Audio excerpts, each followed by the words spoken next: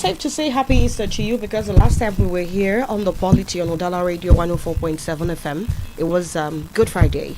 But today is Easter Monday. It's safe to say happy Easter to you, except for the fact that right on Easter Day, another situation of insecurity, or other situations of insecurity, were reported in Benue and Kaduna states. And it is really sad that there is no end in sight. Despite all the admonition of Mr. President when he went to Jos a few days ago, I think it was on Thursday, and right 2 or 3 days later, these elements struck again. I've been just asking myself, what exactly is giving them the nerves? They must really take the president's words for nothing, and they have already seen that the security officials we have in the country are all backs and no bite. Else, what exactly? Because criminals would normally strike in a place and lay low for some time. But these men, they have just been on a rampage year on year, and we just keep counting the bodies. And they just keep hitting. Like, the person they are taking from doesn't even know they are taking. I really don't know what to say at this point. But of course, we make sense of that when we proceed with the conversation today. Also, over the weekend, South Africa trended a tad bit. Politician Justice Malema called out network providers. I wouldn't want to mention the brand. That would be unnecessarily marketing them. But the idea of people subscribing, buying data, and even if they haven't finished using it, it expires, and the network provider just takes it all. It's something that needs to really be looked into. Let's not even forget that in this part of the world, network providers have been at their very worst behavior for quite some time now.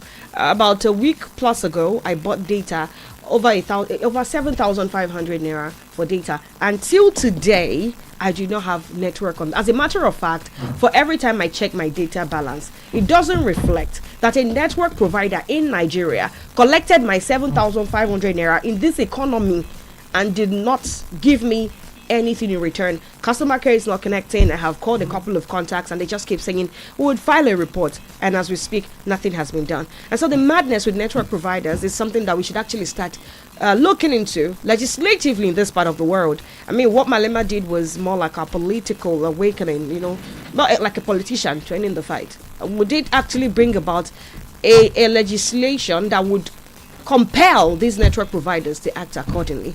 That's another question left to be answered.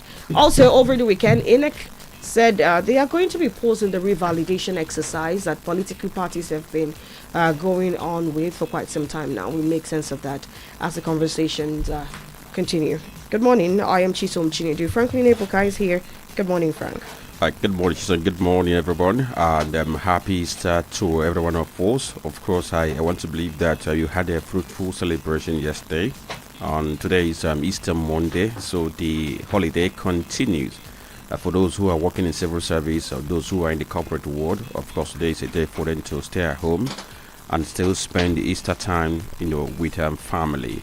And now talk about what the experience Chisom shared regarding the experience she had with, purchasing data and not getting value for her money up to now, and nothing concrete has been done about it. That's the situation we have in the country. In fact, a recent report that came out from FCCP and MBS showed the amount of complaints that Nigerians have lodged against poor services being delivered by different service providers in Nigeria. Now, Chisom, maybe you should explore the possibility of talking to FCCP about this. I bet you, if you reach out to FCCP and they get to know this, it could be one call away from getting this ratified. I'm speaking out of the experience I had. A friend of mine who paid for paid TV subscription of a long time, didn't get value. He kept reaching out for a long time. Nothing was happening until the day he met an official of the FCCP. That was when they were answering the Consumer Protection Council, and he just explained to them what happened, and they took the number, took the case. In less than 48 hours, that issue was resolved. So maybe after the program, we'll be able to see how we get this very contact, so that let's see how they are going to have to resolve that. Then let me talk about what I observed this very morning. Along this Udala road in Onitsha, I came this very morning and I saw that everywhere was sparkling clean. Even the gutters that they have turned into defecation points. Not it was clean, And of course, I saw some people, burning some refuse around that DMGS area, and I took notice of the cleanliness of that environment. Then I saw a sweeper doing the cleaning, so I went closer and I saw the inscription on the vest he was putting on, showing Onitsha North. So kudos for that job well done, because that place looks so clean. Then the next thing I want them to do is to ensure that they get to evacuate all the debris, all the blocks, all the blocks they have inside the drainages there, because the two gutters by the two sides of that very road, they are all blocked. Last time we had rain, I discovered how flood waters couldn't pass through the gutters, and we had floods scattered on the road.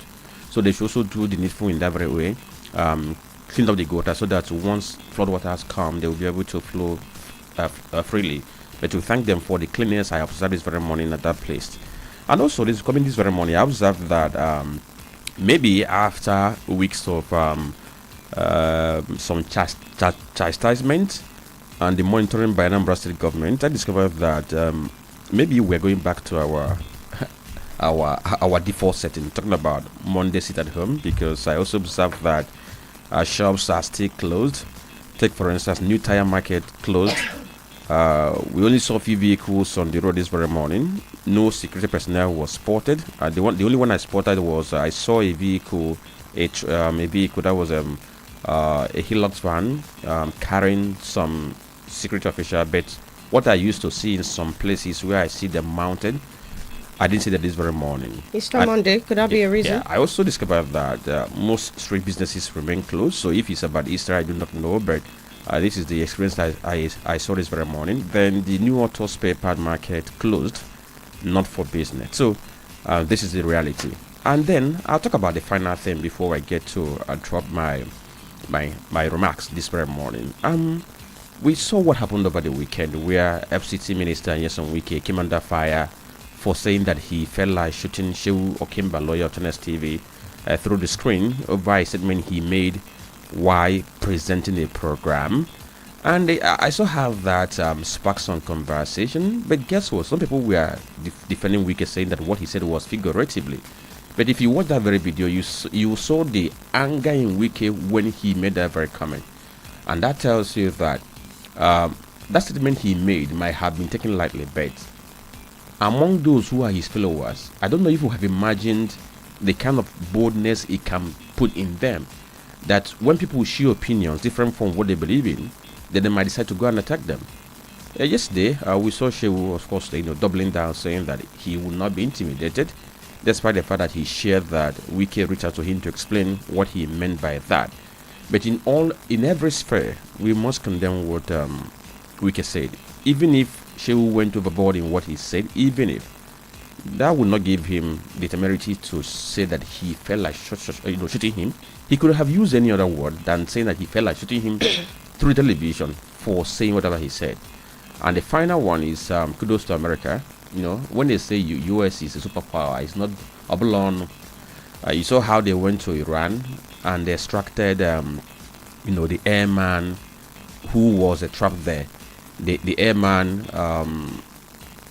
the what's it called again? The fighter jet they were in, was shot down, and he found a way to survive about 36 hours in a mountainous area, hiding from the guards there. And America was also able to go in there and extract him. That tells you how they value the life of every person in that very country. In our own case, maybe it could have been a forgotten alternative. All right then, Dr. Tony Olisambeki is here. Good morning, Tony.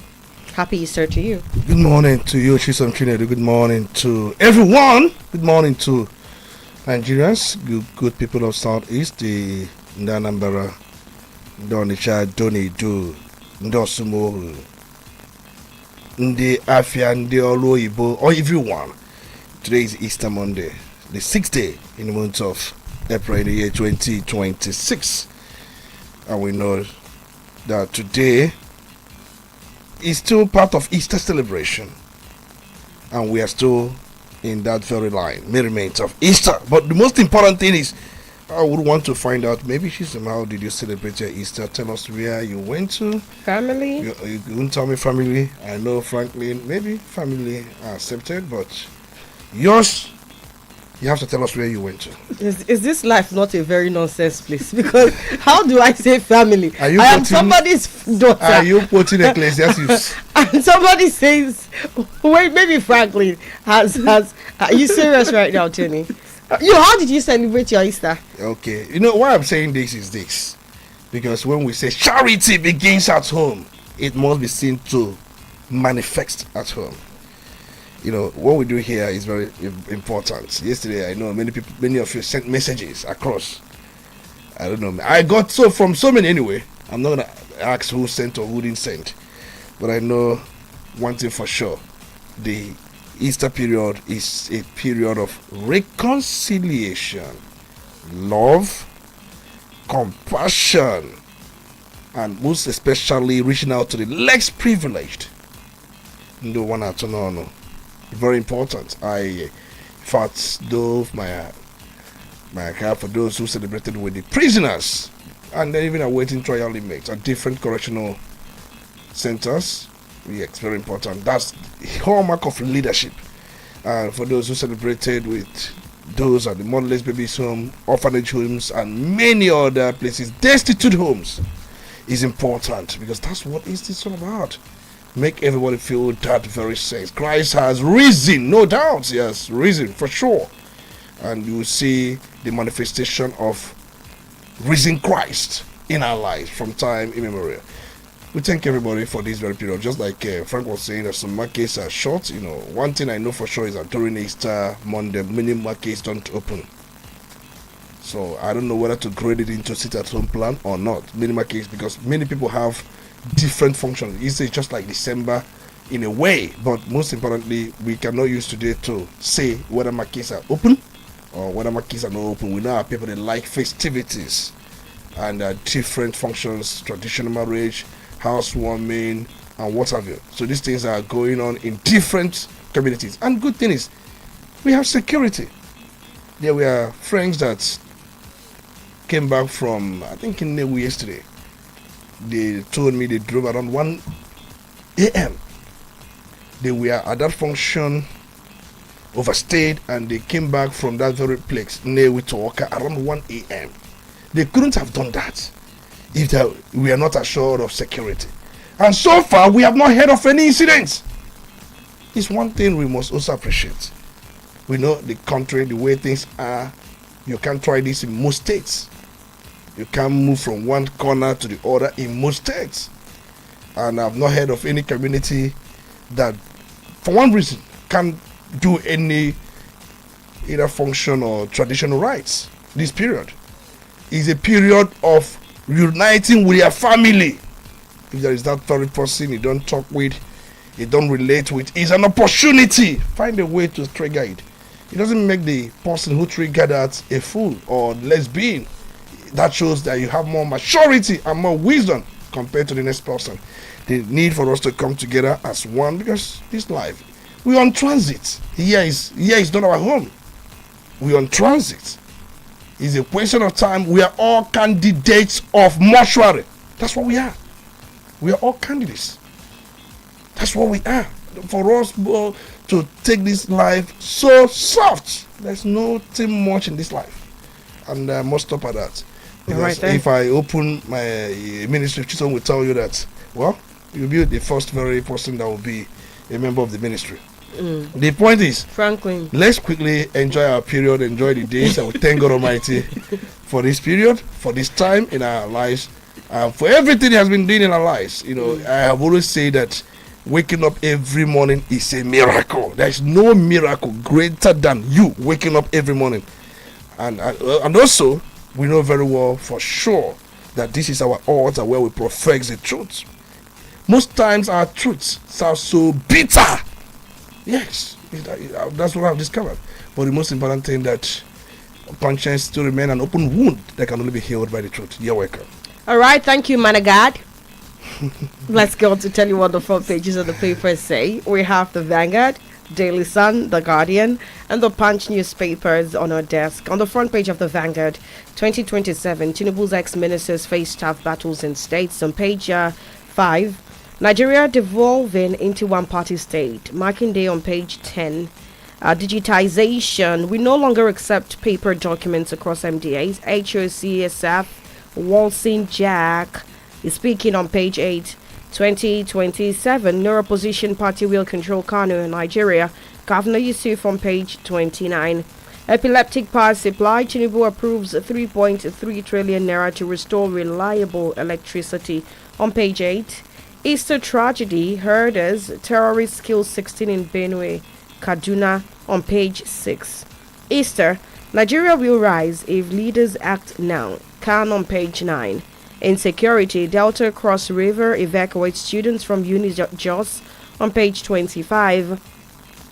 Dangote refinery to import 13.62 million barrels of crude worth 2.097 trillion naira on page 9. And finally, on the front page, on page 11, you'd see this one. Unsold goods push companies to offer credit deals worth 810 billion naira. The writer here is analysts canvass credit policy to boost sales and productivity. Okay, so we move to the Sunny's paper, and the big story there says Bloody Easter in Benue, Kaduna. That story can be found on pages 4, 26, and 27. It has riders outrage as 7 killed, worshippers abducted in terrorist attack on churches. Herdsmen murder 9, injure 1 in Benue. Catholic bishop blames insecurity on nation's leadership. ACF laments killings in North, calls for reinforcement of security. Another headline says credit gaps, governance fears, 12 bank recapitalization. It has a rider that says CBN vows broader access, experts push long-term funding. On page 6 we have resident doctors begin strike tomorrow. Another headline says lawyers weigh in ADC crisis on pages 6 and 36. FG declares 4 genetically modified products illegal, dangerous to health. That story is on page 27. If you want to find that, you can as well go and read that very story to know what the products are. Broken refineries, fueling hardship, price volatility, marketers is on page 21. And the last headline on the front page of Sun newspaper says, again, Tinubu vows lasting security solution amid a regional push. That story can be found on pages 8 and 28. Okay, then, from the Daily Sun, let's go over to The Guardian. Bloody Easter in Benue, Kaduna, despite Tinubu's pledges on page 6. INEC suspends voter revalidation exercise amid timing other concerns on page 6. Tinubu approves 3.3 trillion naira power sector debt settlement to end great crisis on page 4. States evacuate 735 students from Unijos over insecurity on page 30. Atiku warns of healthcare shutdown as resident doctors begin strike on page 5. Mark declares ADC unshaken, dismisses resignation rumor on page 4. Police foil Boko Haram ISWAP attacks on Borno communities, bury officers on page 30. Structural challenges, mounting welfare pressures. Mara Q1 gains, say CPPE, page 3. Also on page 3, Middle East crisis destroying global economy, IMF laments. And again on page 3, at Easter, clerics urge forgiveness, laments pains, worsening insecurity. Okay, so over to Punch newspaper. The story behind the nameplate says that 2027, Atiku hires U.S. lobbying firm for $1.2 million, says report. That story can be found on page 9. And if you read that very story, is claiming that Atiku did the hiring because he wants to counter what APC's lobbyist is doing for the government in the US. He also wants to improve his reputation beyond the shores of Nigeria. FG hikes 2026 borrowing plan by 11 trillion naira on page 24 of Punch newspaper. ADC no secret deals with factional chair on page 8. Easter attacks, bandits kill 16 in Benue, Katsina, Kaduna on page 7. And the big story says 2027 elections, political storm brews over PVC revalidation. That story can be found on page 2. And it has some riders. Opposition parties want INEC to cancel planned PVC revalidation. ADC PDP obedient flag disenfranchisement, say rural voters at risk. INEC asks REC to suspend preparations amid backlash. Another headline says talks intensify as Bauchi governor delays ADC defection on page 8. Obedience mobilized for Occupy INEC protest. That story can be found on page 8 of the Punch. Tinubu OK's 3.3 trillion naira power debt bailout on page 24. We are hoping that this is going to help to resolve the problem we have in the power sector so that people will begin to at least enjoy power supply to a reasonable extent as it was towards the middle of 2025. Lagos pastor wife nabbed with illicit drugs. That story can be found on page 4 and 5 or pages 4 and 5. I don't know what is happening with illicit drug peddling. The one I saw yesterday, I saw how people would go to the market, buy cans of pan kernel, then take it home. Evacuate the content, then put cocaine inside the container and reseal it, and then export to UK. So when you see that, you might think it's just the pan kernel, whereas what is inside the sealed can is cocaine. Then this one says Oyo 2027 Makinde moves to name success. So that story can be found on page 8. And with that, we conclude the headlines on the front pages of the newspapers this morning. All right, just to let you know that we are live on Facebook. Udala Radio 104.7 FM is our handle. Like, follow the page and drop your comment right under the video of the show. And we're starting off the conversation now, sadly so, with another matter of insecurity. Yesterday was Easter Sunday, and according to reports, I take this from the Guardian newspaper, it was a bloody one in Benue and Kaduna despite Tinubu's pledges. 17 killed in Easter Sunday attack on Benue community. Governor Alia condemns attack as barbaric and unacceptable. Terrorists attack Kaduna churches, kill 7, abduct others. Troops rescue 31 worshippers after terrorists raid Kaduna church. Boko Haram attacks Chibok community, burns houses, shops. Kuka laments escalation as Akpabio expresses hope for ending insecurity, urges unity.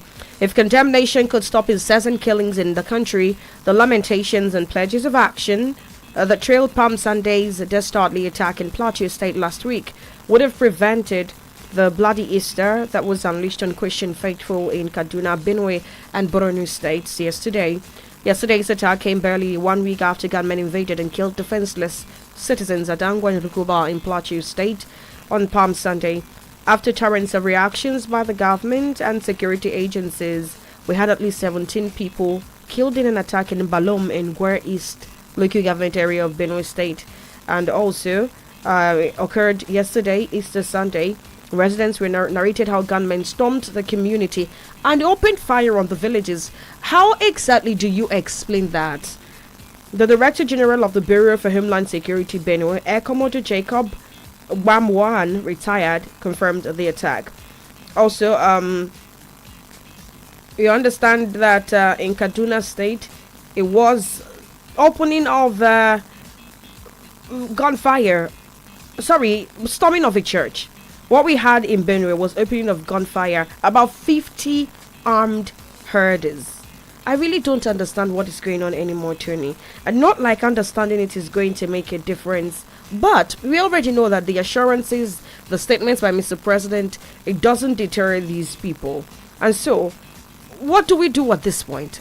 Because it looks like systemic intelligence has failed, political negligence has been blamed, but then we still keep having security officials being charged by both the executive at the federal level and the executive at the state level. But it looks like nothing is changing, Tony. Well, we keep saying the same thing every day. We are just moving in a vicious cycle. When there is no capacity, nothing can be overturned by mere words, rhetorics, and political statements. We have spaces that are not policed in this country. I've said it many times. We are so much sentimental. We like sentiment in this country. We don't like being pragmatic. We don't like being realistic. We don't like being real for sure. How do you want insecurity to stop? Some of these people who did this thing, they may not even be aware that the president went to Plateau State. They are on this mission, either stealing, maiming, killing, for whatever reason, kidnapping. They are in this. The only thing that can stop them is when they match a higher force. When they are resisted, works cannot resist them. You have intelligence gathering, you have a swath of land. How many people do you have there? How many policemen, how many soldiers, how many DSS do you have that can checkmate them? We are talking about a very massive space. That's what we're talking about. There are times they operate with their local intelligence without anybody getting to know. There are times they inform the villagers. There are times, even if the villagers indicate at any point that these people are around the town, by the time you mobilize from the nearest local government, because you don't have policemen in the local government, so they may not even be able to come up, or to the nearest police station, or they may not even be well funded, they may not have the vehicle, they may not have what it takes to combat them, or from even the state headquarters. These people must have overrun the places. Do you know what is capacity? Capacity is having everything in place to confront a challenge, or to take up any action, or to execute a program or a project. That's capacity, having what it takes. And when this thing is lacking, you think works can say it. And I've said it many times, go and mark it anyway. The only thing that was reducing security in this country, I'm not saying wipe it out, is when we have policing at the town level, community level. That's the only thing, because that's where they will come. The security at that level, we'll be able to match them. We understand that Benue has something like that. Of course, what Benue have, they have the forest guard and what have you. And the truth is, they have something else. They have local vigilantes. No, they have local vigilantes. You can give them any name. If you like, give them forest guard. If you like, give them neighborhood watch. Whatever thing you like, give them. They don't have what it takes to confront. Of course, they can also mount a challenge, but how can that challenge be sustained? And I raised this, Tony, because, like I pointed out last week, when we had the Agune Chamber men, would I say rebranded? They were usually AVG. But since Agune Chamber became a thing, AVG stopped, right? They all became Agune Chamber. And we saw probably the inclusion of more men and all of that. And I am curious to find out, these states where we have all of this mayhem being unleashed and the maiming of people, and Kaduna State had people taken away from 2 different churches. About 7 people were gunned down. And I am curious to find out if these states would at least start by having a legislation to strengthen the usual vigilante groups that they all have, and probably bringing on more men. My question is, do you not see the state governments as being docile in this fight? Well, it's a combination of different factors. Of course, the state government has a contribution to that factor. They have not done as much as they are waiting on the federal government to legislate on community policing, but they could have done something. Anambra State government, for instance, didn't wait. If you look at the security situation in Anambra State and security situation in Benue State, of course, the only thing they have in common, the common denomination, is the fact that there is insecurity. But if you look at the nature, the components of that insecurity, you understand that they differ. What would it take to stem insecurity? Because men on the field, ammunition. There are so many things, but even intelligence, cooperation of the locals, and also being on standby at all and the times. small the state governments can do. My point is, they are not doing. They are, for instance, Alia is making statements upon statements. He could have done something at least. The truth is this. The truth is, just like you said, there are so many things. Because if you look at Benue scenario, what we have in Benue State is a case where they are fighting against invaders who are working with the locals. Mostly people that attack Benue State, they are coming from outside Benue State. But if you look at Southeast, people who are attacking Southeast, they live in Southeast. So it's even easier enough to look out for their camps and destroy their camps and put them on a chase. But these people, they don't live in the states, so you don't have camps to destroy. They come in from the neighboring state. Then you man your borders. The truth is, to man borders, most of these states may not have the wherewithal, but they must do something. Do to your capacity first and let it be seen. Tony, forgive me for butting in again. You say when you say they may not have what it takes. All it takes. All it takes. All you it know takes. why I'm actually putting up this argument? We have been here when we have communal issues, and we see that communities come together and decide that you man your borders, I man my borders. We make sure that these things do not, cross over to us, and we don't have interference on your own end. And this is probably not a cross-country, even if it's a cross-country thing. If state governments have organized security architecture like they are legally allowed to by the law, it would go a long way. It's gonna go. Since it is not the kind of insecurity in some other parts they come from, you man your borders. The truth is have these men posted to the borders. If you look at Benue State, it's very large. There's no doubt. Let's be honest here, and they are surrounded with states that have insecurity as well. But you manning your border, we've said it many times. For you to man borders, Nigerian government cannot even manage borders. I mean, state borders. You can man your territories. Nigerian state government, the federal government, cannot man Nigerian borders, and most states don't have capacity to man the border because you need to make investment in technology. Manning borders these days is not by putting men. How many men are you going to put along the borders?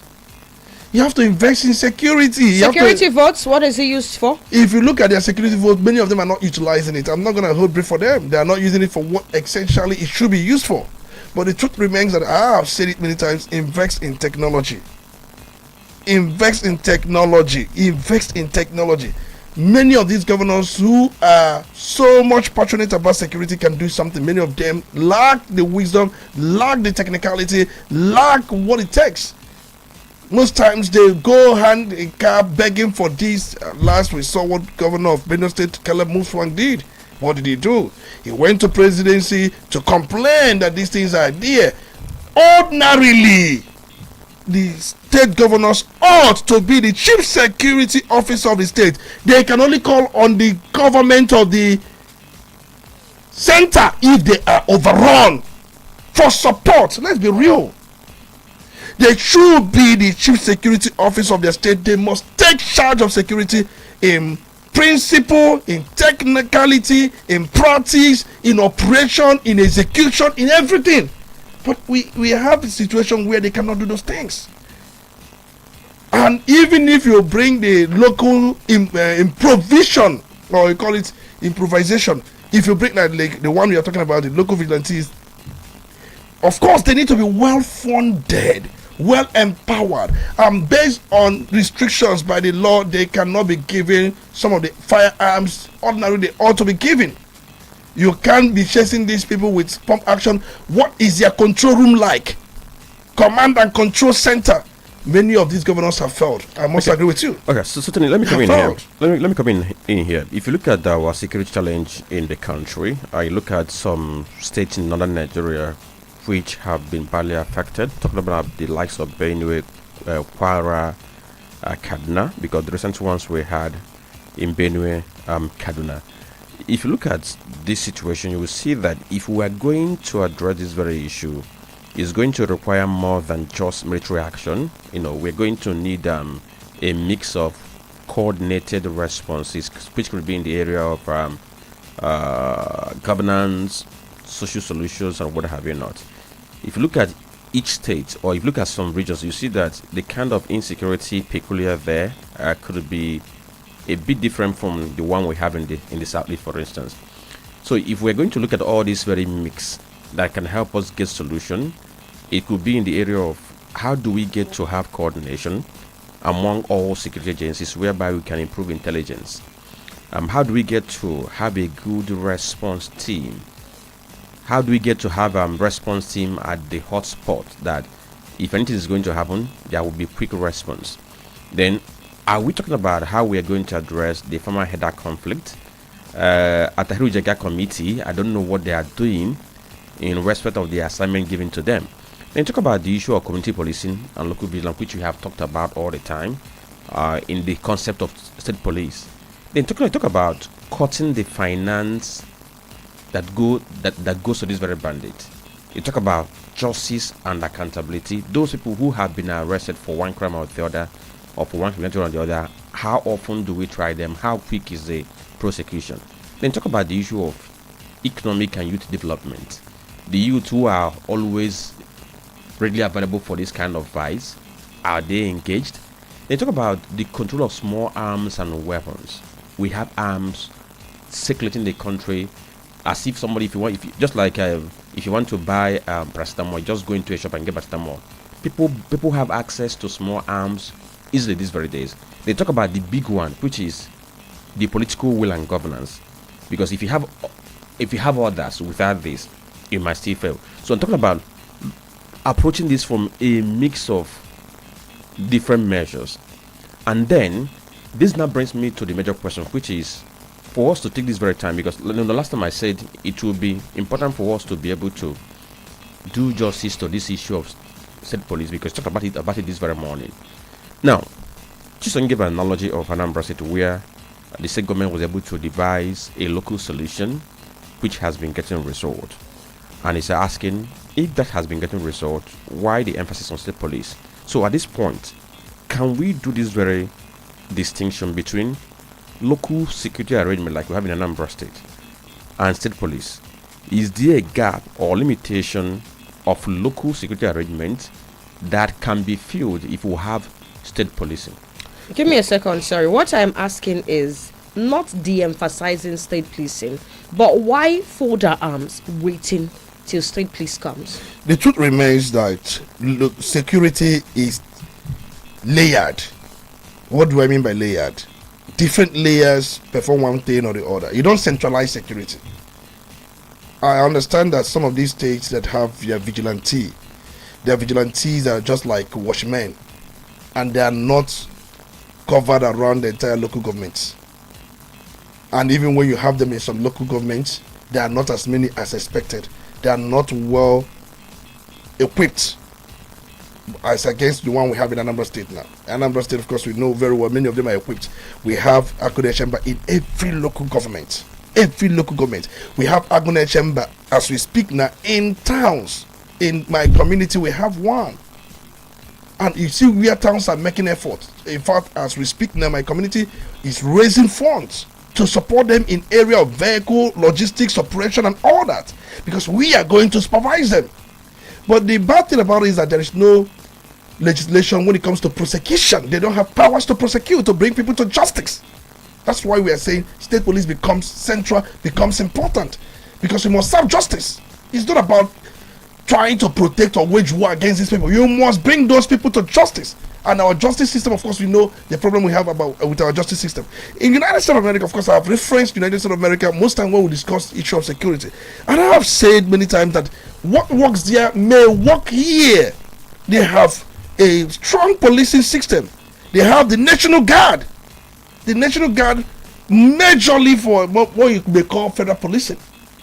The National Guard, followed by the state police and highway patrol. Every state in United States of America has state police, and many of them also have highway patrol team. At the local level, many of them also have city police, county sheriffs. The city police handle urban areas. Do you see the different layers? The city police handle urban areas. The county sheriffs manage rural areas. And jails, they have jails in rural area. We have a centralized prison or jail or correctional service, even when we know that it has been delisted from the exclusive legislative list and pushed down to concurrent list. But how many state governments have been able to key into that? How many state governments has been able to build a correctional center outside the one managed and built by the federal government? This to tell you that many of them have not been able to do that. And even they have federal support, because you have better bureau of investigation that talks about major crimes, terrorism. You also have Department of Homeland Security, which has to do with national threats. You also have Federal Emergency Management Agency, FEMA, that has to do with disaster relief. And also they have a emergency management systems. Do you see different layers? How would a terrorist or a culprit then succeed with these different layers? You have one, you have two, you have three layer, you have the fourth layer, you have the fifth layer. You see, there's no space. In Nigeria, we are talking about 2 layers. In some states, in Anambra State, of course, we have 2 layers: the federal government, their policing system, and possibly the Agone chamber, which we have. But in this case, they have the layer 1, layer 2, layer 3, layer 4, layer 5. Now, tell me how possible a bandit here can be able to meander through these layers. All right. So security is layered. Let's take a break. Is layered. Attend to some commercials. When we come back, we move on to some political matters. Udala Radio, 104.7 FM.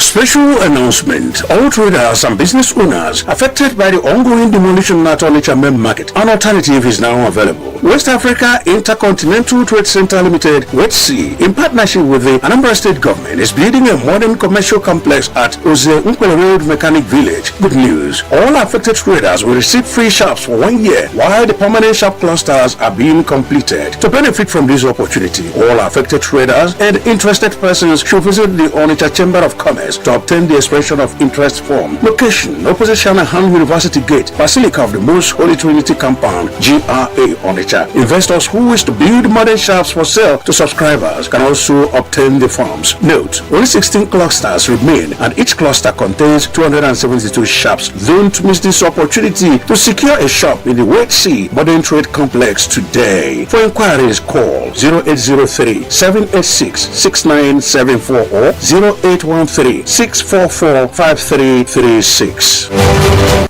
With gratitude to God Almighty, the Ofoma family of Amikulu Village, Ezinifite, Agwata local government area in Anambra State, announce the passing unto glory of a beloved husband, father, brother, uncle, grandfather, and father-in-law, Sir Nathan Ofoma, DNA, who departed at the age of 80 years. Burial arrangements: Tuesday, April 7, commendation service at All Saints Cathedral, Onitsha by 1 p.m. Wednesday, April 8, 5 p.m. Service of songs at his country home, Amikulu Village, Ezinifite, Agwata local government area. Thursday, April 9, 10 a.m. Burial service at Emmanuel Anglican Church, Ezinifite. Condolence visit and reception of guests commence immediately after interment at Emmanuel Anglican Church Field. Friday, April 10, condolence visits and homage continue. Sunday, April 12, 8 a.m. outing service at St. Peter's Anglican Church, Ezinifite. Daddy, may your gentle soul rest in peace. Signed, Sir Chinedu Ofoma, for the family.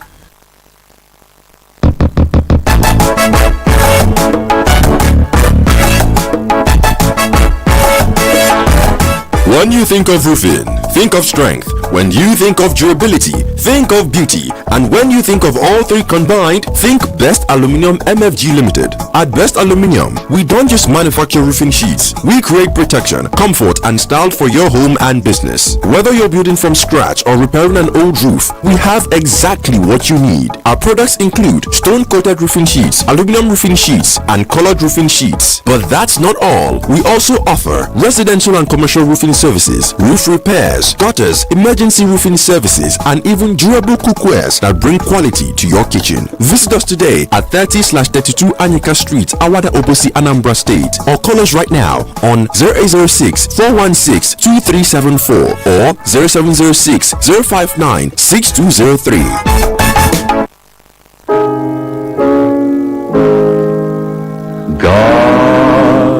It is with hearts weighed down by unspeakable pain, yet bowed in humble total submission to the will of Almighty God. We, the entire Ezego and Usochukwu family of Umezube Kindred, Udu Village, Ichida, Anocha local government area of Anambra State, announce the transition to glory of our beloved husband, father, grandfather, brother, uncle, brother-in-law, and father-in-law, whose life was a testament to courage, sacrifice, and enduring love. Late Mr. Uzochukwu Godfrey Onyaka as a bishop, 1952 to 2025. Burial arrangements: Tuesday, 7th of April 2026. Wake at his compound, Umwezube Kindred, Mbudu Village, Ichida, Anocha local government area. Wednesday, 8th April 2026, 6:30 a.m. Body Lisi Mortuary, Ichida, to his compound, 7:30 to 8:30 a.m. Live lying in state at his compound. 10 a.m. Burial Mass at St. Rita's Catholic Church, Mobudu Village, Ichida. Interment follows immediately after Mass. Thursday, 9th of April 2026. Condolence visits by in-laws, friends, and well-wishers continue. Sunday, 12th April 2026. 9 a.m.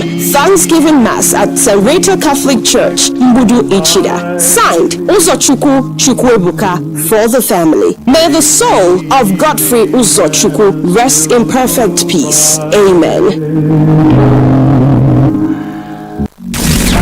Are you smart, confident, and ready to earn big? Do you have a passion for sales and marketing? Then listen up. Udala Radio 104.7 FM is calling on ambitious, result-driven individuals to join our team as marketers. No limits, no boundaries, just results and rewards. Work at your own pace, meet amazing clients, and grow your income. Sell it, share it, earn your way. Join Udala Radio and start today. Interested? Visit our station today at number 5 Okono Street, Onitsha, or call 0803-350-4206 or send your CV to udalaradio@gmail.com. Don't wait. Your success story starts here. Udala Radio 104.7 FM. Seriously authentic. Udala Radio 104.7 FM.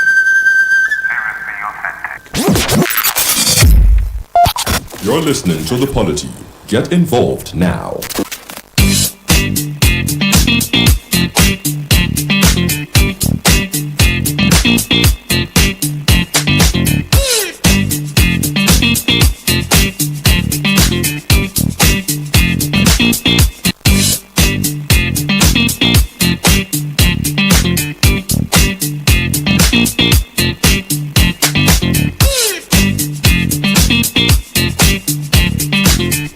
So now moving on to the political scenery, we understand that INEC has suspended voter revalidation exercise for issues of timing and other concerns that have been raised. Now, according to this report, also from the Guardian newspaper, the stakeholders have expressed concerns about some procedural gaps in the INEC systems and preparations for the 2027 general elections. The development followed the Commission's decision to suspend its planned voter revalidation exercise, which is aimed at confirming voter statuses and data in readiness for balloting in next year's common poll. Announcing the Commission's stance on the exercise, the INEC Secretary Rose Orarion Anthony, in a statement dated 4th of April 2026, mandated all resident electoral commissioners to suspend every publicity and all arrangements towards the planned nationwide exercise. And so, Tony, let's start with the reason for revalidation in the first place. A lot of persons might just be caught in the limbo. Why do we need to do this? Explain this. And these concerns that have been raised, are they enough? I mean, looking at the timing, election is still up to 7 or 8 months away. So why the pause on revalidation? Do we not need it so much that it needs to be done as soon as possible? Well, when you ask the reason for revalidation, of course, there are so many reasons.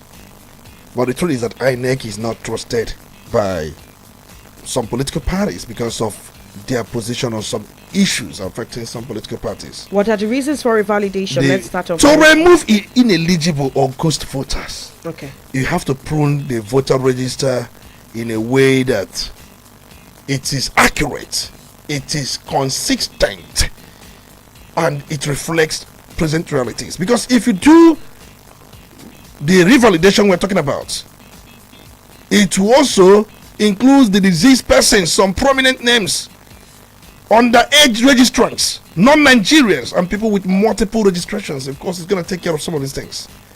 And also, it's going to fix data errors, like issues like misspelled names, wrong details, incomplete records, outdated information. Those who have moved from one place to the other, these things will be reflected, because it's going to strengthen credibility and public confidence. It's not about having a bloated or inaccurate register which fuels allegations of rigging, multiple voting, inflated turnout. Cleaning the voter register aims to make elections more transparent, accurate, inclusive, and also trustworthy. Because If you look at the law, INEC is required under the Electoral Act to maintain an accurate register of voters. Revalidation definitely will support continuous voter registration. I've said, take such function away from INEC. It's one of the things I have canvassed for, I've advocated for. We must have a commission. The commission that does census can as well do this for us. We don't need to map out money for census or map out money for this. The commission that does census can do a lot of things. We should also have referendum on some things that at times there could be a sensitive debate. INEC, of course, the law would empower the National Assembly to subject this to referendum. Let the people decide on this. Even when we know that they have been elected to represent the people on some issues, but there is or there could be a sensitive issue that will affect a lot of things in this country. People we have to, or the area affected, because sometimes when you say referendum, it may not be everybody. And the Census Commission should be mandated by our laws to conduct referendum apart from census, mandated by our law to take charge of INEC voter registration and the issue of revalidation. Make INEC work to be so much concerned about the credibility of the polls.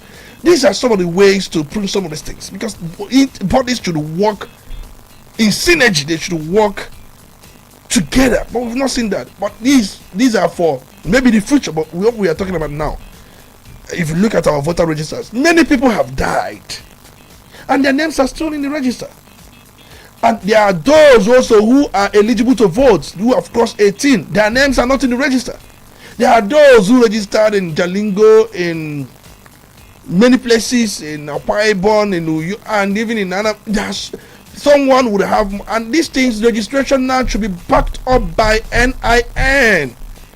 Situations whereby the system will anytime the same NIN, because if you have NIN as one of the instruments of registration, you cannot register twice because the same biodata will fall out. The truth is, technology has taken care of a lot of things, but corruption will not allow us to do it the way we want to do it. It's a good thing that parties are having their members registered with their name, national identity number. Is good.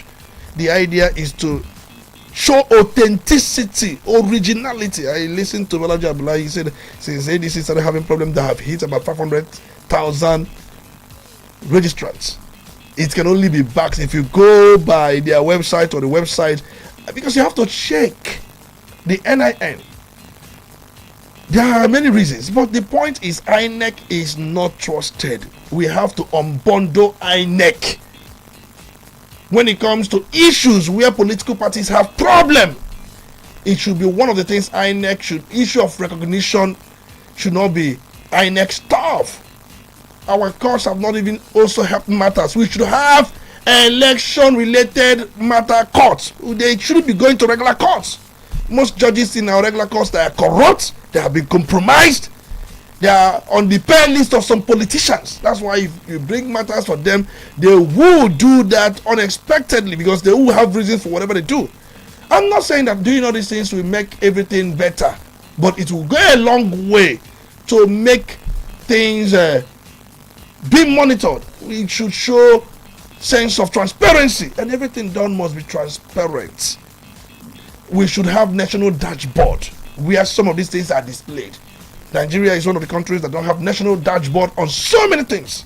Okay, so Tony, ordinarily the issue of voter revalidation shouldn't have raised any kind of dust if not for the way INEC has gone about carrying out its activities. And this time around, people in the opposition and some stakeholders, they said that for INEC to have announced this kind of exercise at this point in time, that is a suspect, given the fact that we no longer have up to 10 months for us to do this. And they are questioning the timing, saying that if we're going to do this, some persons might be disenfranchised, because if you are going to go and do revalidation, it is required that you have to attach your NIN. And some persons might not have the NIN, and the fact that it's going to also require people, going online to do that by themselves, they are saying that some people in the rural area might be disenfranchised because they might not have time to go to the ward levels and what have you not to do this. Now, but where I'm going to is why we have refused to grow as a country. Because for the countries we borrow democracy from, or those we learn from, or those who try to learn from when it comes to how to handle issues about electioneering, it's not done this very way. We don't get to hear about UK, mapping out a certain time for voter registration or a certain time for voter validation. Rather, these things are done continuously. And even in most cases, when you register, you can just stay in your house, register, and they're going to deliver your voter card to your house through courier service. You don't need to go and queue up and do all these things we do here. But the issue of this revalidation, because INEC says that it aims to do two things. One, to find out names of people who are already dead, they are still in the register, they are going to remove that. Then those who register multiple times, they'll be able to fish them out. And those maybe who might have migrated from one place to the other, they will be able to also do this. But we are not trying to concentrate on the area of names of deceased persons. In fact, it's no-brainer. If you bring voter register now and begin to scrutinize it, you will see thousands of names of dead persons who are on that very register. But where I'm going to is why it's difficult for us to have a functional death registration in the country. We have MPC, National Population Commission. We have workers there who are paid to do job, but they do nothing. And there's no structure to even enable MPC to do this enforcement. MPC is supposed to register, births and deaths, but we have not seen this functioning. So why is it difficult that we cannot have a system whereby we have a good death registration, whereby MPC will need to liaise with INEC, that it becomes easy to know those who have died and remove them from register, rather than trying to map at a time when we now begin to go and do scrutiny to know those who have died. Well, you raise a very important issue because we don't have a simple BD process or simple BD commission or simple, because these are things that should be within the National Census Commission. When you talk about simple BD, birth and death process, it's one of the topics I studied while in university, because we studied it in statistical courses, the BD processes. Well, that's by the way. Why it's so is because we are backward when it comes to area of advancement in technology, advancement in software, and so many things. It's very bad that even some deaths are not recorded in Nigeria. Some births are not also recorded. How many people? Because these are functions of local government, giving death certificates, giving birth certificates. Are these functions effective as we speak? Because they go out for people that are newly, but they wait for those people to come to them. So but, it's by the way. Is there a way we can do this decentralization? Because in my head, I'm thinking that if we have this thing decentralized, whereby in every community there's always a PG, right? There is the Igwe, and also there are some other people who help the Igwe to function, the cabinet. So what about if we have a process whereby if there is any death in a community, the community goes to the PG, register the death, and PG moves it to local government area where they sync with the data of MPC, and they'll be able to issue certificate for this. You are taking it back. There are ways to take care of this. Two ways I think that we can take care of this issue of death. One, the mortuaries they must be licensed and given keys for them to update dead bodies within their mortuaries. I'm talking about mortuaries. Of course, they must operate under legislation. It could be under the local government or the state government, under legislation. Once a dead body is brought, every information about that dead body be brought before them. Forms will be filled by the relatives before they even accept. And once these forms are filled by the relatives, stamped, the next will be the form will be uploaded. The uploading of the form on a system software will update that. Then secondly, before any burial, because there are those that are not taken to mortuary, there are those that will die, they'll be buried immediately. Before anybody will dig grave for burial, the person must fill the necessary forms submitted to the PG of the community. Preaching tongues also submit, because they will be given pass keys to upload these forms. These are little ways. You cannot take charge of all of them, because you take it from the mortuary angle, you also take it from the community angle. With this, of course, it's going to go a long way. Legally, that is one. And then second, because you also have to do things tailored in your own ways, maybe your peculiarities and all that. If you have system software or such, you find out that once a dead body is brought before any mortuary, of course, you see updates coming. You see updates coming, and these updates, of course, we be in sync with necessary departments of government in updating information. Information update, very key. Then when you talk about beds, you have to do with the maternity homes, maternity centers, and where the PGs also, the communities have to do work, because there are people who are not born in maternity, there are those who are not born in some of these areas, they are born at home.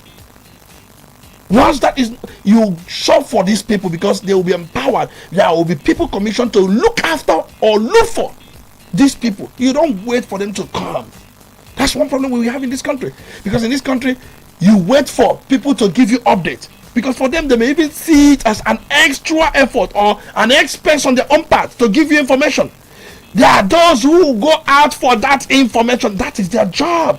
The idea is to update the national register, national statistics. We don't have these things. Local government has got so much role to play, but they are not empowered, they are not equipped. The legislation we have for them, they are decapitated. They have got so much role to perform in national planning, national development, and in some of the things we do. But look at how things are working. I ask our leaders, do they think? Do they put on their thinking cap? How do they want to see this country? They have gone so many ways, and see how things work. And one thing about life is this: technology is just what is driving the world. That is the new oil. Of course, I have a privilege to have studied software engineering, and I know what it takes. And of course, there are softwares that do quite a lot of things. My brother, Nigeria is so backward. And of course, our leaders, many of them are not, what I say, if I say internet literate or technology literate or computer literate. Of course, many of them these things were quite into this late time, and they don't have even the advisors. Don't even if you advise them, they don't see any. See, national development and national planning is a key to improve the welfare of the people. It's not just during elections. You must calculate. Do you know the number of households we have in this country? Do you know? Nobody knows. Then how then do you make a plan on households or make any program or scheme designed for households when you don't know the numbers? See, there's so many things we are not aware of. We don't know. And it fuels why things keep getting worse. See, I have said it. The kind of leaders you bring on board determines the kind of welfare the people, because so many of them are concerned about winning election. They are not concerned about digitizing quite a lot of things. Of course, I'm happy that some of them are introducing smart schools, because that's what it is running. That is what is involved. We have a long way to go. Why we have fraud in our electioneering system is because we allow human interfaces from time to time, from point to point. Once you reduce human interfaces, this issue of being compromised and all that will reduce.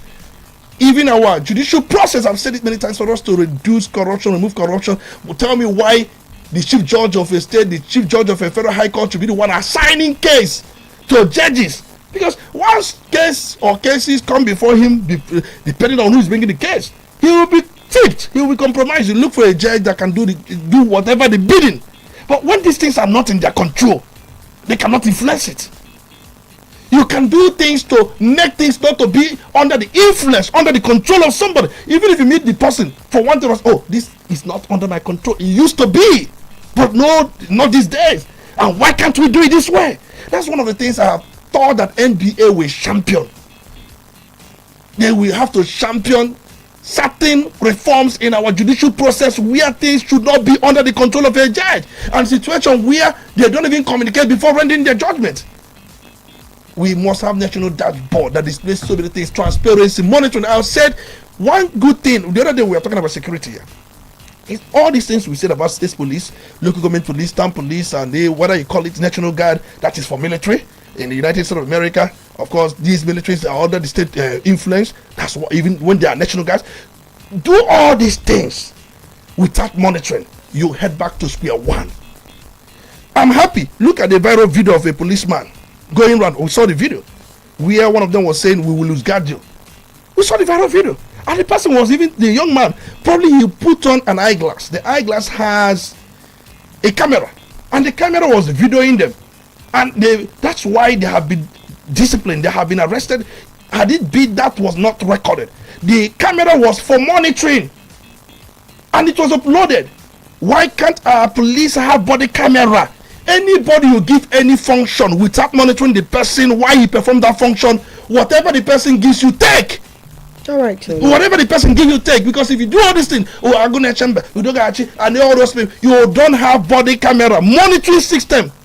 Go and read about monitoring system in software development and engineering. Monitoring system. When somebody knows I'm monitored, that evil in that person will be reduced to barest minimum, because there are things we don't do. In fact, I was discussing with one of my friends the other day. Offices, public spaces should have cameras. Yes, because there are times some people will come to work, they will not do anything, they will be on call because they are working for government, they will be less productive. But when camera is always on the person, if somebody calls the person, you know what he will say? "Please, I'm being monitored." The word "I'm being monitored," it sends a lot of signal. That tells you that I have to do everything professionally. Right. I have to be upright. I'm being monitored. Every police in United States of America has a body camera. In UK, body camera. They are not lesser. They can do more evil than us. Of course, they have come here during the colonial days. They killed so many of our grandfathers, great-grandfathers, murdered them in a broad daylight. In fact, they started doing those things in their own country until there was a revolution there. People said, "No, this cannot continue." And there was a reform. And one of the reforms brought about body camera to monitor these people while they perform their work. That does not mean that everything has been wiped out, but it has been reduced to the barest minimum. We must do things in a way that makes a lot of sense. You can imagine giving a maid or somebody who serves you a duty, "Go and do this thing for me." Do you know how he does it? Okay, Tony, what you have all pointed out is the fact, and we are hoping that in the coming days we are actually going to have a system that genuinely works for our own good and not for the good of a few. And so President Bola Tinubu has approved about 3.3 trillion naira to bail out the power sector. Do you see this as the much needed move towards restabilization? Everybody in Nigeria knows that the power sector has been very shady for quite some time now. Quickly speak on that. Let's attend to some commercials before we open up the phone line. Of course, why he did that is to bail the cat out of the whole thing. 3.3 trillion. He has approved it, but it is structured. What that means that the gas suppliers will go back to business and begin to supply gas, and it does not mean that we are going to have a higher capacity, because many households as we speak now don't have power for more than 4 to 5 hours. It is a case of Russia. That's what we are using. But what that mean, we mean that there are issue of band A, band B, whatever band they have assigned to people will come back, because we don't have 24-hour electricity in this country. That is a temporary relief. Temporary relief on my own part. But the key thing is, what are we doing about our energy crisis? Can't we start thinking about nuclear power generation, how to use nuclear materials to generate power, how to use wind? Of course, the presidency commissioned the project so that Aso Villa will be under solar for billions of naira. Many Nigerians are talking, but we can do that for more. Do we have a solar power system station anywhere in the country? We don't have it. We don't have it. Do we have a wind power generation system where winds is used to generate power? Do you know that even these debts we see around here, what do you call it? It can be used to generate electricity. It's all about applying the necessary technology and tools. What are we doing? And we know Nigeria generates tons of waste. We can turn waste into electricity. And these things cannot be centralized. I keep saying it. You must layer them. Layer them. And each, because states that we are told that Mr. President want to also further amend the power law so that states can manage their own grid. As we speak now, we have one national grid. Yes, the state can generate. But if they generate, if they want to distribute within themselves, they don't need to use their grid. And the TCN, the Transmission Company of Nigeria, is owned by the federal government. So the excess is to make states also have their own transmission companies. Because if states generate power, they use TCN to distribute power. So you have to make it to be holistic. States should also have their own grid. States should also have their distribution. Of course, they have the distribution already. What the states have, they can have the generation, they can have the distribution, but mostly the transmission, the TCN, owned by the federal government. So for you to transmit, you must use their cable, you must use their wire, you must use their pole. They can also have theirs. They can also operate their own grid. These are necessary reforms we need to ensure that they come on board. We can also make use of, there are ways of generating electricity. We can stop at that, but we need a total reform, comprehensive reforms. You're right. A comprehensive reform and not just approving money for bailouts and all of that. We take a break now, attend to some commercials. Once we come back, the phone lines will be open. Do stay. Udala Radio, 104.7 FM.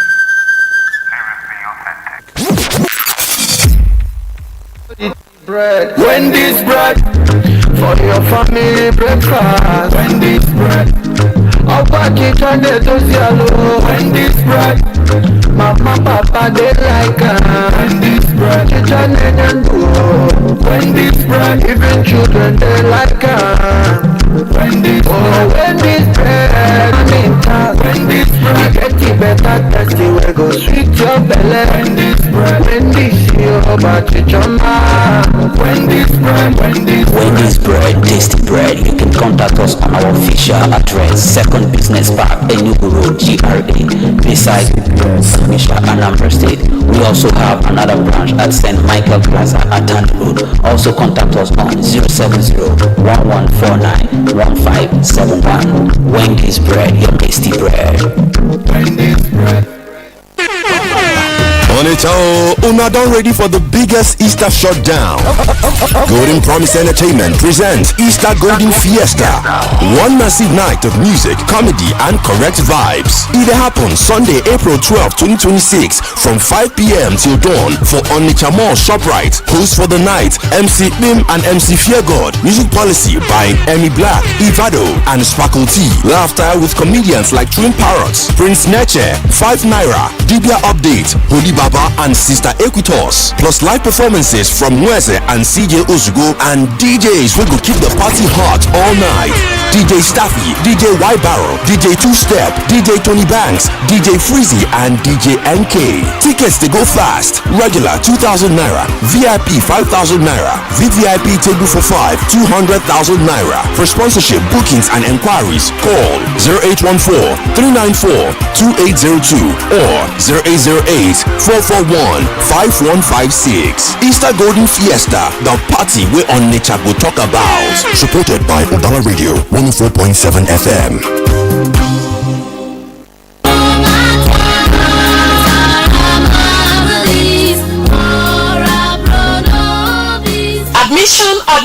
Admission.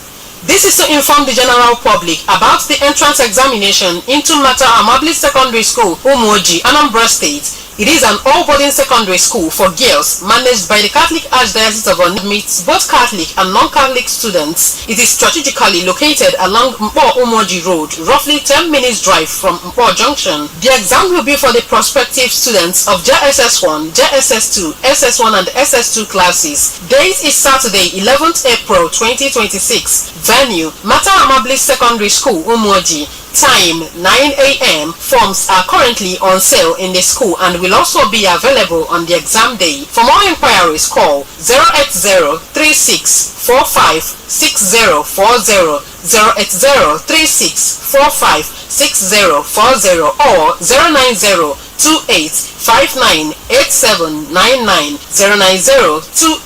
090-2859-8799. 8799. Signed, Management. Abagana welu ni egaba na igba gogo chiduwaye ajipebu enyade wale kosibu ogega.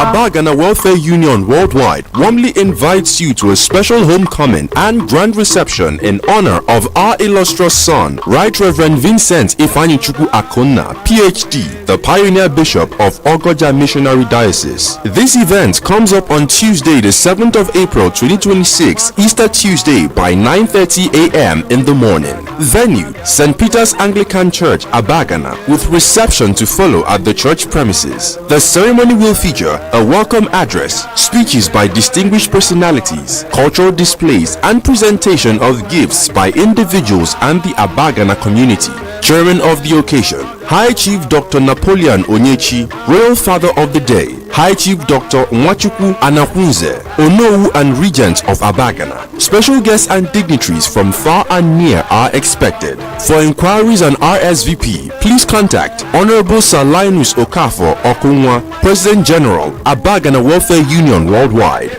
Be part of this celebration of honor, heritage, and homecoming. Abagana Welfare Union Worldwide, welcoming you.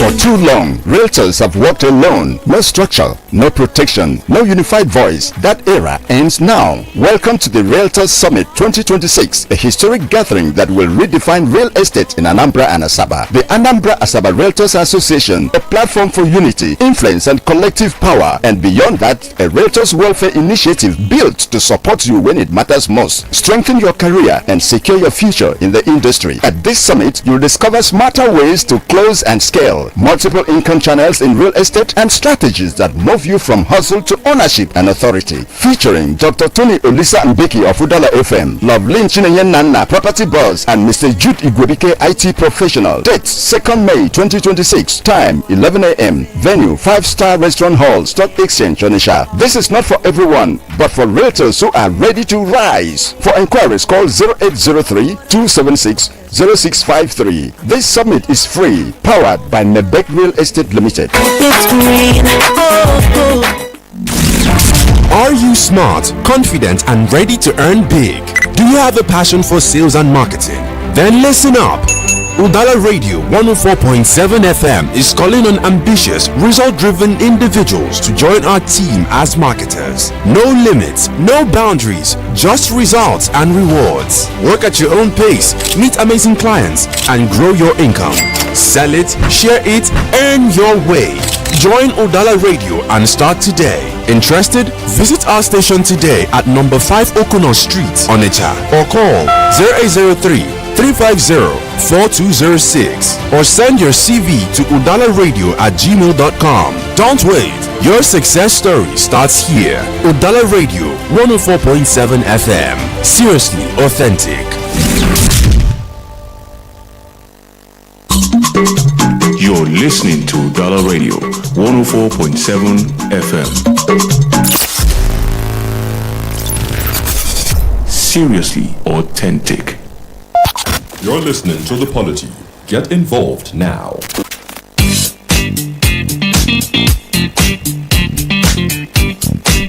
To get involved, put a call across to 0803-221-6973, 0803-827-6694. I'll take the numbers again, 0803-221-6973 or 0803-827-6694. You have 2 minutes. Be as objective as possible. Go straight to the point. And you can also drop your comment live on Facebook. Udala Radio 104.7 FM is our handle.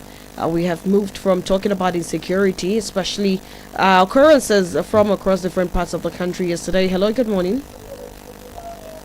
Yeah, good morning. Good morning. Yeah, Chidi Chufuma joining you from Go ahead, and good morning to you, Dr. Tony Zambiki and the Franklin. You're welcome. Yes, talking of insecurity in different parts of Nigeria, especially in the Middle Belt and also Borno State. I don't know when we are going to overcome these challenges, because it seems that our military has been overwhelmed. There is a confusion here. Why should people, a very little people, just a very few people, holding the whole nation to ransom, pushing us to the state of nature, where life is so short, nasty, solitary, and brutish? That is the situation in Nigeria. And the military, they are so confused, the anarchy there, and the confusion on the side of the people. Even Mr. President have shown his inability to control the situation, because we have seen the way he visited the area that was so much attacked and so many lives that were lost.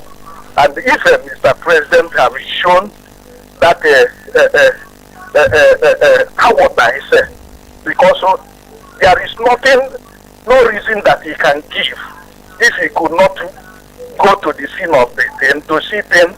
That mission supposed to be fact-finding mission, and also to see the military. You see the excuses that he gave, that there is no light in a place like Plateau State Jos, and that is where we have a military Air Force base, and also the training ground for the pilot. And that is the area Mr. President is telling us that there is no light for night flight, and that is why he could not get to the scene of the incident, and also to meet the combatant troop ready for the action. I just went there, cowardly he went back, and the situation continued like this. Despite that visit and show of cowardice, that is why the repeat of the whole situation there. And where are we? Why not allow people to defend themselves? Because even self-defense is in our constitution. Allow people to defend themselves. Can we continue in this way? It is quite unfortunate that with Nigeria is the most deadly place for people to live, because you are not sure of your life, and these people are coming up more and more. When are we going to come out of this quagmire? Good morning. Good morning to you. Let's hear what you have to say. 0803-221-6973, 0803-827-6694. Good morning. You should try to reconnect. 0803-221-6973, 0803-827-6694. Good morning. A wonderful morning to you, Lady of the House. Chisom Chinedu, good morning to you. Good morning to Tonio Sambeki, Franklin, wherever you are. My regards and listeners. Honorable Dita, I'm bringing from Onitsha. Franklin is in the Going studio. straight to the point here. Hello. Franklin is in the studio. Yes, thank you. Going straight to the point here. Still on insecurity, because we must have to talk about it. In Lebanon, you have the Hezbollah. In Zita, in Palestine, you also have the Hamas. And you also have the Houthis. Somewhere in Yemen, all these people are being sponsored.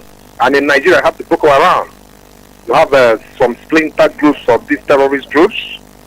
And what they do is this. And they're being sponsored by Iran, allegedly.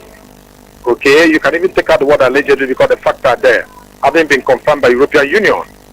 Now, what they do is this. These people will be attacking, and the government will be looking the other way around. That is the case in Lebanon. That is the case in Palestine. That is the case of the Houthis. That is the case in Yemen. And Nigeria is not an exception. Sheikh Gumi has come out to tell you people that government know these people where they live. They know their states. They know the type of clothes they wear. They know every detail. No government official came out to debunk this. Now, what else are we looking for? What else are we waiting for? All we need to ask is that the U.S., who is already here, need to begin to do what they did in Venezuela, They need to look at Nigeria. I haven't seen that the government is looking the other way around, and people are being slaughtered. Because when the government is looking the other way around, and they know these people by their names, and you can't equip the military to go after them, or when the military goes after them, no signal to shoot them or kill them. What's the essence of allowing that administration to continue? And the best of it all is that that administration, just like I think the ADC have engaged the Congress in US, more needs to be done so that we have to have a regime change and breathe a sigh of relief. Getting a government, that's what they're doing in Iran today, a regime change. In Venezuela, a regime change. I don't know, Cuba should be the next in line. Ecuador is not an exception. So sometimes when you see people supporting this administration or singing their praises and what have you, you ask yourself a question, on what basis? Now, what has this administration done for Nigeria? Can we mention one or two that they have done? A president that came out, you went to visit people, you end up mocking the people. It's just a mockery that you have only 10 minutes to stay, that you're flying back to Lagos, that there is no light. I mean, why did you even think of going in the first place? Okay? Now you left, the next day Benue is under attack. Who knows where else we'll be tomorrow? So I think the right thing to be done here is that the opposition, not just holding their Congress, which is all going on in Abuja, but they need to engage Washington. They need to engage higher authority. They need to engage foreign powers. So they have to come in here, look into what is going on here, and do the right thing. Thank you so much. All right then, let's hear you. 0803-221-6973. You have 2 minutes. Please go straight to the point. 0803-827-6694. Those are the numbers to call. Good morning. Good morning. Good morning. This is Akamere. Go ahead, Akamere. Yeah, and Akamere is calling from Figi. Let's hear you. My speaker, you have tried very well this morning. That's why I like to listen to this station. I want to react on this insecurity. I've also said it, that this killing will not and cannot stop. Because the former chief of staff, Buotai, have come out and said that the federal government knows where these people are. And they know who is attacking innocent Nigerians. And Sheikh Gumi have also said it. And they are not doing anything. But what I'm thinking is this. It's like there is a powerful nation that is supporting these people. And the federal government have known those powerful nations. Maybe they have warned them and said, don't attack these people. Maybe that is the reason why they are seeing people being slaughtered on daily basis. And they are not doing anything. You just do command the chief of army staff, go there and see. Before you know it, they will attack another community. And people are dying in their great number. Look at yesterday. Look at how people are dying. Whenever I listen to radio stations and hearing about these killings, in fact, my heart bleeds because I know these people belong to family. What will their family, if you watch how their family were being, crying and weeping. Look at that woman, that the one that happened at that the last week. Look at the woman carrying a child. Look at after the burial, she put machete in the coffin. Look at. In fact, when I'm listening to all this, my heart bleeds. How this federal government will they are just looking for power, and people are dying on daily basis. Thank you. In fact, it's unbearable. Thank you very much. Let's hear you. 0803-221-6973, 0803-827-6694. And the call before we head over to Facebook. Good morning. Good morning. Good morning. Good morning, Chief. Good morning, my Chief Speaker, Honorable Chief Sonoli Tambeki. You're welcome. Honorable Denzel, Mayor Okuchumeji, Okuyola, Otunde, Nanobi. Can I go on? Go ahead, please. Let me start by saying that Sonoli Tambeki, you did a very marvelous work this morning. But I want to say, I want to ask you, Tony, what does this attack after our president went to Jos portray? After going to Jos, staying for 10 minutes, the next tomorrow or tomorrow evening, we heard about another attack in Benue, even in Kaduna. I saw another one in Nasarawa which has not been reported. I have said it before, which has not even reported. Now, what does that portray? Can Trump go? Can such a thing happen? Can such a thing happen in America? And Trump went and won, and tomorrow or next tomorrow, can such thing repeat itself? Yeah, I mean, this shows that we are not serious about insecurity. I have said this, that insecurity in Nigeria must not stop unless the people that are at the helm of affairs of this country stand up against it. They are supporting this insecurity. It's not telling me the reason why our president will go and say he has given us and they say he will send camera and so forth and so forth. Tomorrow and next tomorrow you see another attack. I mean, this is just, we are in a mess. Tony, you have just said it all. Let local government security, let local government state be there so that we will be free. I want you to tell us whether this president's visit is okay. All right then. Let's head over to Facebook, Frank. Okay, so from our Facebook page here, we have this very first one from Dr. Mrs. Molebara from Ogura. She says, may we all resurrect with Christ, imbibing love, commitment, dedication, determination, humility, realistic living, sensitivity to sovereign masses, purity, holiness, exemplary lives, etc. And she says this is the time to act fast and reclaim the true meaning of Easter in our lives and the lives of our family members. Thank you for joining. Agwonyeka Isaac says he's watching from Awada, and he said the markets that closed today is because of Easter celebration. Then Wechiobi says he's listening from Ihiela. He says, I want to talk about the insecurities in our dear country. The governors of the affected states should ask our dear Governor Soludo what he did in the area of insecurity. Uko Okam, thank you for following. Owape Daniel, we also thank you. Likewise, Uchenna Nowai, thank you for joining. Ugochukwu Livinus says he is reaching us from Awado and he says, okay, keep on telling this truth. May God continue to bless you in Jesus' name, okay? Funai Reader says President Tinubu case 3.3 billion naira to settle electricity problems in Nigeria. Why now? Why is it coming too late? Recall that during his campaigns, he promised Nigerians that he is going to give you constant electricity without paying for it. If he didn't fulfill the promise, let us not vote him for second tenure. And he says his 2022-23 campaign video is online for everyone to access. Rotract Ubia Boykech Christopher from Abatan Super says, if at the end this network is not compelled to compensate their customers for this network upset that has caused damages to people, then our leaders should be questioned. The masses can't be at the receiving end of any abnormalities in this country. Ikechukwu says insecurity will continue up to 2023 unless you people in the studio will help us to vote them out by next year.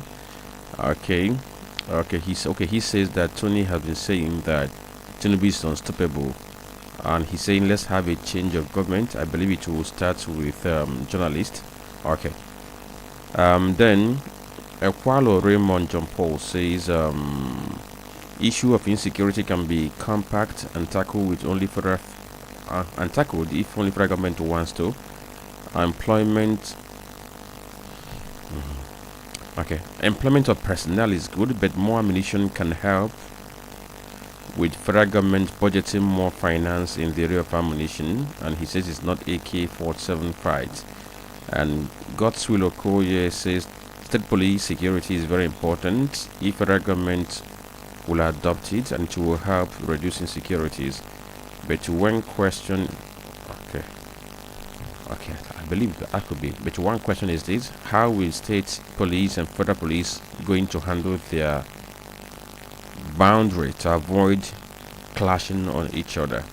Mazungure Chikodromsnachi says, Mr. President, preparing 3.3 billion naira to cushion the effect of poor electricity in the country. How true is it when I'm not seeing its positive result? He posted from FM Onitsha. And the Chukwuwike Chris Daniel says the National Guard is not the federal police in the US. That duty falls on the Department of Justice, who delegates the duty to the FBI, DEA, ATFE. These the sectors within the US DTA. National Guard is the military arm responsible for defense of US in case of an invasion, and is under the federal government, but the state governor can use it to defend, but they are not federal police. And he says state police cannot work in Nigeria. Nigeria has not grown to that level. Rather, Nigeria should establish the National Guard and Coast Guard separate from the army to carry out defense of the motherland. Okay, so these are the reactions we have on our Facebook page. All right then, Tony, what would you like to react to? Your final words? Just like I said earlier on, one thing is sticks. We would always see more people die unless we do the needful. And the needful, of course, everybody will quite agree that we need to set up layered policing system. The town police, the local government police, and the state police, giving them prosecutorial powers, and also the need for them to man detentions and everything. Just like I said, they will be monitored. The idea of monitoring them is to avoid abuse. Anything you dish out without monitoring the person is purely abuse. The central policing system we have has collapsed, has been ineffective. They have tried their best, but you cannot try beyond their capacity. Everything is capacity based. They don't have the capacity. I think that's much I have to say. Franklin? I think let me just quickly address something. You know, somebody made a post on our Facebook page. Ikechiku. I think I don't know whether to speak this in English or Igbo, because I discovered that sometimes when people talk, I don't know whether it's the unintended part of communication or people choose what to understand from a communication. Now, when somebody says Tinubu is unstoppable, does not mean that the person is supporting Tinubu. The person is looking at the indices, the things available on the space, and the person is making a projection of what could be the outcome. The person is not saying that this person is the person I'm supporting, or this is the person who is going to, emerge. When Tony says that Tinubu is unstoppable, he's looking at those developments we have seen now, like what is happening with the INEC, what is happening to other parties. These are the things that are being looked into, and now make a suggestion or prediction that it might go this very way. I think we need to understand this. Thank you. Then also, on a final note, I think this very morning, I learned that the governor of Anambra is going to be having a town hall meeting in UK today with Nigerians in UK. So, from what we gathered, around 4 p.m. British summer time, which should be around 5 p.m. in Nigerian time, he's going to be having that very EU-UK diaspora town hall meeting, the one they call 2.0 in UK. So let's see at the end of the day if there's going to be an expert that we can feed on. Absolutely. We keep our fingers crossed. Absolutely. Tomorrow we feast on it. I am Chisom Chinedu. Thank you, Franklin, for being here. I will see you again. Thank you for your calls and your contributions. 9:15 a.m. down to 11 a.m. 104.7 FM is the dial. See you at 12:25 on the Cherry Box.